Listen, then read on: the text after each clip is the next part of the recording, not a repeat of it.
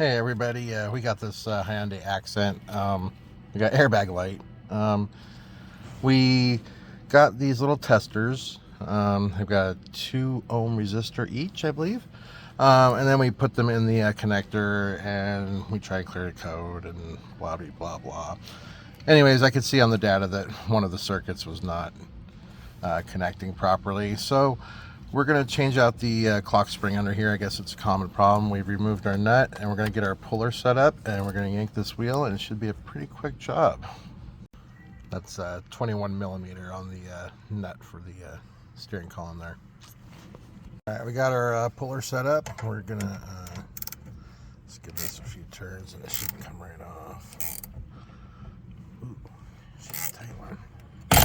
Uh-oh. That's not good. Okay, take two. See what happens. Oh yeah, that was a tight one. Wow. I haven't had a pop like that in a long time.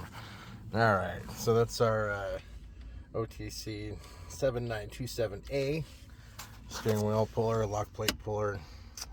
It's been a great kit. I've had this thing for a good 15 years now. Works great every time. Anyways, that's how you pull the wheel. All right, so when you're pulling a steering wheel, there's usually some kind of mark in there. You can see we have on the face of the column a notch, and then also on the wheel part, on the aluminum up there. Yeah, right up there. And then also I just check to make sure it's even with the column cover, and I kind of put my fingers back there and make sure the wheels are straight, and we shouldn't have any issues. All right, we exposed our airbag clock spring. It has a little tab up top, and then one here on this side, and then there's supposed to be another one on this side. But to get this exposed, I just stuck a screwdriver in between the front here because the customer's not going to see that ever. And it just kind of pops up on the top. Then we had 2 screws here, Phillips. And there's one underneath here, right there. And then this thing just kind of drops out. And all we got to do is change our plugs here and pop this thing out, pop the new one in. Away we go. Okay, so this is the airbag connector. It's a little tricky. It took me a second. Do not push on this little thing right here. Let's see if we can focus better.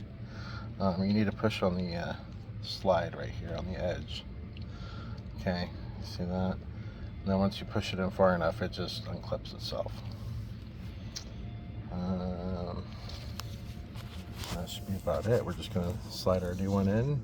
It's got little notches for the cancellation for the turn signal, and we're just about done here. We're going in with the airbag connector. You want to make sure that you hear that click, okay? Otherwise it's not all the way in. Very crucial. Alright, so it turns out that the clock spring fixed part of the problem, but we had an issue with the airbag and we had to get one from the junkyard, and that finally fixed the issue. Before we had a high resistance, high ohm reading, and that was causing a code, and then we had a low resistance code set for both circuits, and ended up just getting one from the junkyard, put it in, and the light stayed off. So it was a 2-part problem. Maybe the airbag caused the ribbon to go out, I'm not sure, but we got her fixed eventually.